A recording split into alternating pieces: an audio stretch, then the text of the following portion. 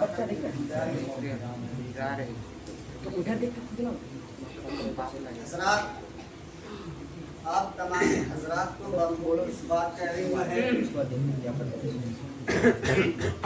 कि मदरसा दारुल उलूम फैज़ान मुस्तफ़ा में हर हफ्ता बज़्म मुस्तफ़ा मनाया जाता है। इसे कानून और ज़ाब्ते के तहत इस हफ्ते भी मनाया जा रहा है। तो हजरत, मेरी आपसे गुजारिश है कि बादब बैठे, ये बड़ी अदब की जगह है जी जी और इसकी बहुत बड़ी फजीलत है। तो हजरत आइए बिला ताखिर हम और आप उस रसूल हाशमी की बारगाह में दुरूद शरीफ का नजराना पेश करें जिनके सदक़े से हमें ये जिंदगी मिली। जी जी अगर वो पैदा ना किए जाते तो रमज़ान, कुरान, ईमान, कर्ज के हमें कोई भी चीज़ ना मिलती। ये सब उन्हीं का सदका है। अगर वो तशरीफ ना लाते तो हम क्या, कायनात का कोई जर्रा भी वजूद में ना आता। तो हजरात, आइए सबसे पहले रसूलुल्लाह सल्लल्लाहु तआला अलैहि वसल्लम की शान में आप लोगों के सामने रखें। जिसके चेहरे को अल्लाह ने वज़ुहा कहा वो हमारा नबी है। जिसके जुल्फों को वल्लैली इज़ा सजा कहा वो हमारा नबी है। जिसके रुखसार को वल फज्र कहा वो हमारा नबी है। जिसके दंदान को यासीन कहा वो हमारा नबी है।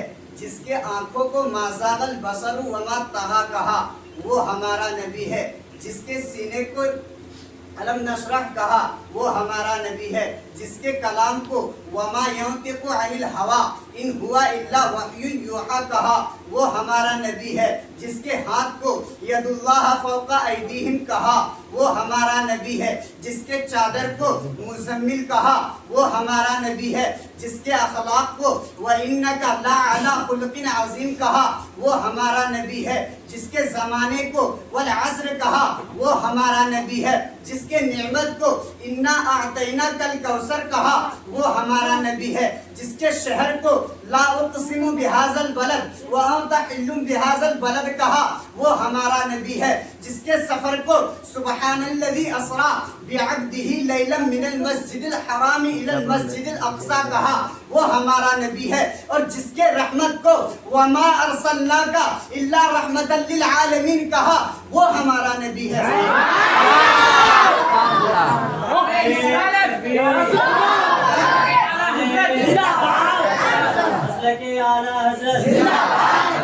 फैज़ान मुस्तफ़ा जिंदाबाद, फैज़ान मुस्तफ़ा जिंदाबाद, जनाब असमत रज़ा मधुपुरी जिंदाबाद, नारे तकबीर, अल्लाहु अकबर, नारे रिसालत। ये नाज़ी अंदाज़ हमारे नहीं होते, ये नाज़ी अंदाज़ हमारे नहीं होते। होली में टुकड़े अगर तुम्हारे नहीं होते और जब तक के मदीने से इशारे नहीं होते रोशन मेरी किस्मत के सितारे नहीं होते। तुम्हारे लिए पैगाम है कि बेदाम ही बिक जाओ बाजार नबी में, बेदाम ही बिक जाओ बाजार नबी में, इस शान के सौदे में खसारे नहीं होते। हज़रात, आइए हम और आप सैयदुल सकलैन नज़ीरुल हरमैन इमाम सैयद अबरार व अखयार शहंशाह ज़िवक़ात कायनात के अव्वलीन फसले बहार रहबर आज़म नैयर आज़म कायद आज़म सयाह लामका मालिक इंसोजा हबीब परवरदिगार अहमदी मुज्तबा मोहम्मद मुस्तफ़ा सल्लल्लाहु अलैहि वसल्लम की बारगाह में नजराना पेश करें बड़े भाव से बुलंद।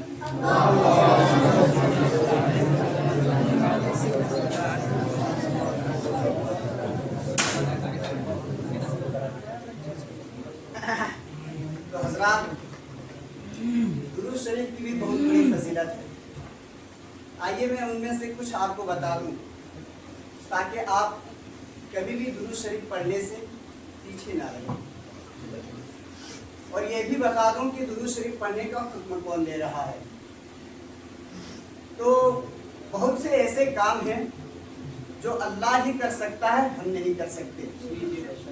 रोज़ी अल्लाह देता है, हम नहीं दे सकते।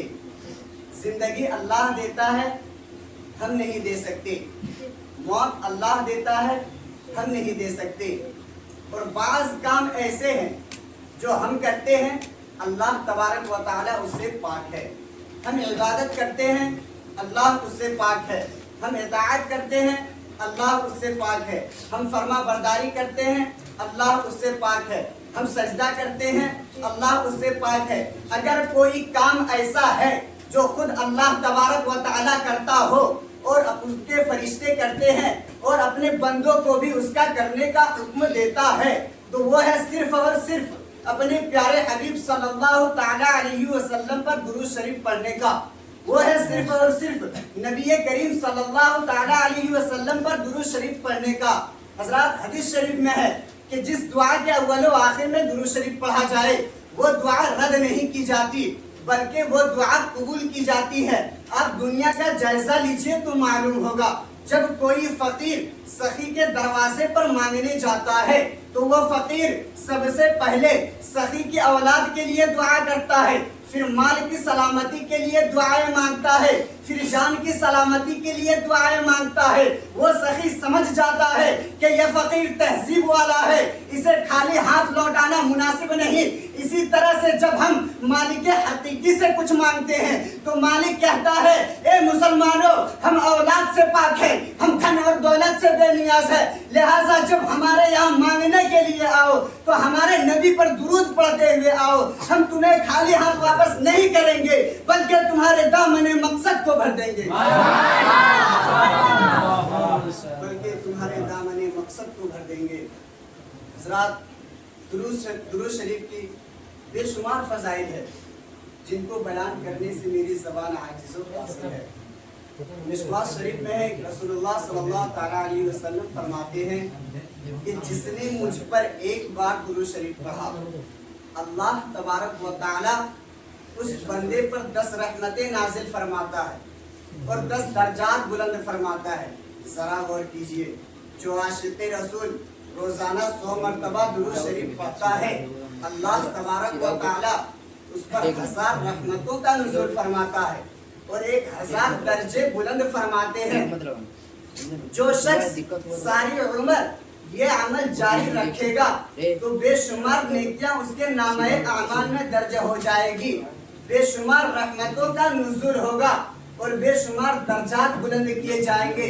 رسول اللہ صلی اللہ تعالیٰ علیہ وسلم فرماتے ہیں کہ کل قیامت کے دن مجھ سے زیادہ قریب وہ شخص ہوگا جو مجھ پر دنیا میں زیادہ سے زیادہ درود شریف پڑھتا ہو۔ اگر آپ چاہتے ہیں کہ کل قیامت کے دن آپ اپنے پیارے حبیب صلی اللہ تعالیٰ علیہ وسلم سے زیادہ قریب ہو، اگر آپ چاہتے ہیں کہ کل قیامت کے دن پیارے حبیب صلی اللہ تعالیٰ علیہ وسلم کی قربت نصیب ہو، اگر آپ چاہتے ہیں کہ کل قیامت کے دن پیارے حبیب صلی اللہ تعالیٰ علیہ وسلم کی سایہ شفقت نصیب ہو، تو آج زیادہ سے زیادہ اپنے نبی پر درود شریف کا نذرانہ پیش کریں۔ پڑھیں دعا سے بلند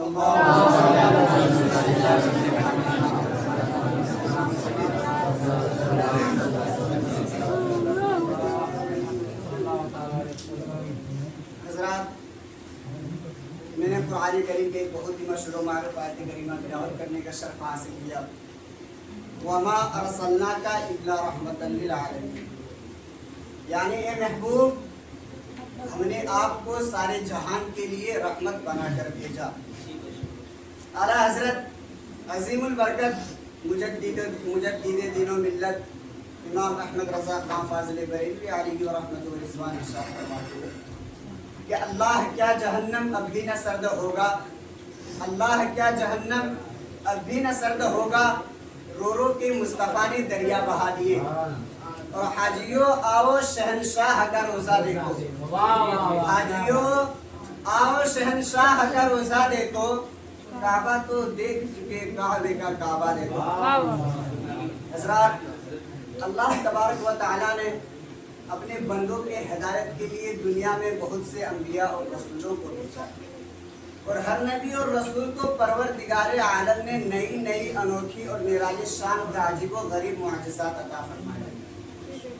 کسی نبی کو حسن و جمال دیا تو کسی کو جاہ و جلال، کسی کو سلطنت اور مال بخشا تو کسی کو جود و نوال، تو کسی کو علم و حکمت لازوال دولت سے مالا مال کر دیا، لیکن نبی آخر الزمان خاتم پیغمبرہ سرور قلب و سینہ تاجدار مدینہ صلی اللہ تعالی علیہ وسلم کو جب اس خاکدان عالم نے بھیجا تو ایسی انوکھی شان و شوکت اور نرالی آن بان شان کے ساتھ بھیجا کہ تمام انبیاء و مرسلین کے کمالات و معجزات ایک ذات بابرکت میں عطا فرما دیے۔ کسی نے کیا ہی خوب کہا ہے کہ خدا نے ایک محمد میں دے دیا سب کچھ، خدا نے ایک محمد میں دے دیا سب کچھ، کریم کا کرم بے حساب کا کیا کہنا۔